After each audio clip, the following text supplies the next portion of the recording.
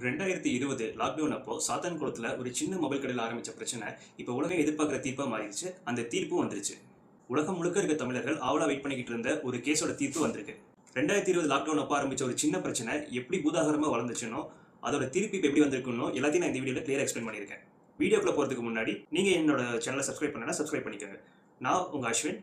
இது என் சேனல் அஸ்வின் அன்ஃபில்டர்.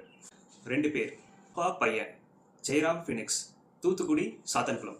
இதெல்லாம் சொல்லும்போது நம்ம ஞாபகத்துக்கு வர ஒரே விஷயம் என்னன்னா police station and lockup death. ஆமாங்க, நான் ஜெயராஜ் ஃபினிக்ஸ் கேஸை பற்றி தான் இன்றைக்கி பேச போகிறேன். லாக்டவுன் அப்போ ஒரு நாள் ஷாப் க்ளோஸ் பண்ண லேட்டான டைமில் போலீஸ்காரங்க வந்து ஜெயராஜையும் ஃபினிக்ஸையும் கடை சீக்கிரம் மூட சொல்லி கேட்டிருக்காங்க. அப்போ நடந்த பிரச்சனை ஒரு வாய்க்கலப்பாக மாறி இருக்கு. அதில் கோபமான போலீஸ்காரங்க ஜெயராஜையும் ஃபினிக்ஸையும் விசாரிக்கணும்னு சொல்லிட்டு 2 பேத்தையும் போலீஸ் ஸ்டேஷனுக்கு கூட்டு போயிருக்காங்க. கூட்டு போனது மட்டும் இல்லாமல் அவங்க நல்லா அடிச்சிருக்காங்க. அடிச்சது மட்டும் இல்லாமல் அப்பா முன்னாடி பையனையும் பையன் முன்னாடி அப்பாவையும் ட்ரெஸ் இல்லாமல் நிற்க வச்சு அசிங்கமும் படுத்திருக்காங்க. அது மட்டும் இல்லாமல் சொல்ல முடியாத அளவுக்கு டார்ச்சரும் பண்ணியிருக்காங்க. நைட்டு ஃபுல்லாக வச்சு அடிச்சிருக்காங்க. அடிச்சதுல அடி தாங்க முடியாமல் 2 பேரும் லாக்அப்லேயே இறந்துட்டாங்க. லாக்டவுன் அப்பவே இந்த பிரச்சனை பெருசாக பேசப்பட்டுச்சு. பொதுமக்களும் மீடியாவும் இந்த பிரச்சனையை ரொம்ப பீக்ல வச்சு விசாரிச்சுட்டு இருந்தாங்க. இந்த இஷ்யூ தமிழ்நாடு முழுக்க பெரிய பிரச்சனையா பேசப்பட்டது.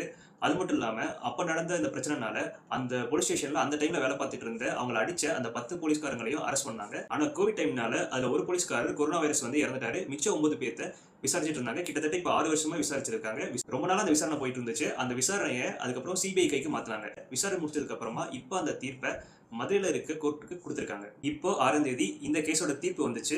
ஜட்ஜ் ஸ்ட்ரைட்டா என்ன சொல்லிட்டாருன்னா, இது நார்மல் கிரைமே கிடையாது, இது வந்து ஹியூமன் ரைட்ஸுக்கு எதிரானது அப்படின்னு ஜட்ஜ் ஸ்ட்ரைட்டா சொல்லிட்டாரு. இந்த மாதிரி ஒரு தீர்ப்பு இப்போ நான் கொடுக்காம விட்டேன்னா ஃபியூச்சர்ல இந்த மாதிரி கிரைம் நடக்கிறதுக்கு சான்சஸ் இருக்கு. ஸோ இப்போ நான் கொடுக்குற தீர்ப்பு இனிமே இந்த மாதிரி கிரைமே நடக்கக்கூடாது அப்படின்னு ஜட்ஜ் தெளிவாக சொல்லிட்டாரு. ஜட்ஜ் அந்த 9 பேத்துக்கும் மரண தண்டனையும் அதுக்கப்புறமா 10 வருஷம் ஜெயில் தண்டனையும் கொடுத்துருக்காங்க.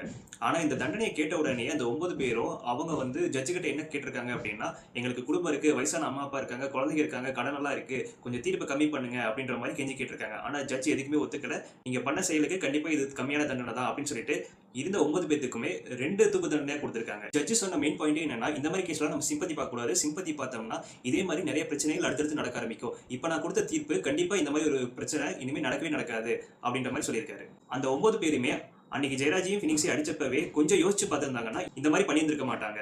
இதுக்கு அவங்க எல்லாருமே படிச்சவங்க, கவர்மெண்ட் ஜாப்ல இருக்கவங்க, வேலையே பயிர் மேயற மாதிரி போலீஸே பொதுமக்கள் அடிச்சு கொண்டிருக்காங்க. ஸோ இதுதான் தண்டனை அப்படின்னு ஜட்ஜ் சொல்லியிருக்காரு. தீர்ப்பு கொடுத்த உடனே ஜெயராஜ் ஃபினிக்ஸ் குடும்பத்தினரும் சரி, பொதுமக்களும் சரி இனிப்பு கொடுத்து கொண்டாடினாங்க. என்னதான் தீர்ப்பு காலதாமதமாக வந்திருந்தாலும் நாங்கள் எதிர்பார்த்ததை விட அதிகமான தீர்ப்பு தான் வந்திருக்கு அப்படின்னு சொல்லிட்டு ஜெயராஜ் குடும்பத்தினர் சொல்லியிருந்தாங்க.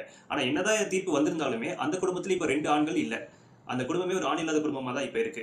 அவங்க மட்டும் கிடையாது, இப்போ அரெஸ்டான போலீஸ் அவங்க குடும்பமும் அப்படிதான். 9 பேரும் அந்த குடும்பத்தில் இருக்கிற முக்கியமான வேலைக்கு போகிற ஆட்கள். அவங்களோட குடும்பத்திலேயும் வயசானவங்க இருக்காங்க, குழந்தைங்க இருக்காங்க, கடன் எல்லாம் இருக்கு. பட் ஆனால் இப்போ பாருங்க, அவங்க ஒரு நைட் யோசிக்காம பண்ண ஒரு சின்ன விஷயம் இப்போ எங்க கொண்டு வந்து அவங்களை நிப்பாட்டி இருக்கு பாருங்க. இப்போ இந்த 9 பேத்துக்குமே மதுரை கோர்ட்டோட ஜட்ஜ் மிஸ்டர் ஜி முத்துக்குமரன் அவர் தான் தீர்ப்பு கொடுத்திருக்காரு. இந்த 9 பேத்துக்குமே 10 வருஷம் ஜெயில் தண்டனை. அது மட்டும் இல்லாம ஆளுக்கு ஏற்ற மாதிரி அபராத தொகை 50 லட்சத்துல இருந்து 83 லட்சம் வரைக்கும் இருக்கு. அதுக்கப்புறம் மரண தண்டனை, அது ஒரு மரண தண்டனை கிடையாது, 2 மரண தண்டனை அப்படின்னு ஒரு தீர்ப்பு விதிச்சிருக்காரு. கண்டிப்பா இந்த தீர்ப்பை இன்னொரு 10-20 வருஷம் கழிச்சாலும் பேசக்கூடிய நிலைமையில தான் இருக்கும். இந்த ஒரு கேஸை ஒரு கேஸ் ஸ்டடியாவே பண்ணலாம். இந்த ஒரு தீர்ப்புக்கு அப்புறமா காவலர்கள் அவங்களோட பதவியை துஷ்பிரயோகம் பண்ணாம இருப்பாங்கன்னு நம்புவோம். நான் இந்த தீர்ப்பு சரின்னு நினைக்கிறேன். நீங்க இந்த தீர்ப்பை பத்தி என்ன நினைக்கிறீங்கன்னு கமெண்ட்ல சொல்லுங்க. நீங்க என் சேனலை ஃபர்ஸ்ட் டைமா பாக்குறீங்கன்னா என்னோட சேனலை சப்ஸ்கிரைப் பண்ணிட்டு நோட்டிஃபிகேஷன் பெல் ஆன் பண்ணி வச்சுக்கோங்க. அப்பதான் நான் நாளைக்கு போடுற வீடியோட நோட்டிஃபிகேஷன் உங்களுக்கு டைமுக்கு வந்து சேரும். நம்ம நாளைக்கு இன்னொரு வீடியோட உங்களை நான் சந்திக்கிறேன். தேங்க்யூ.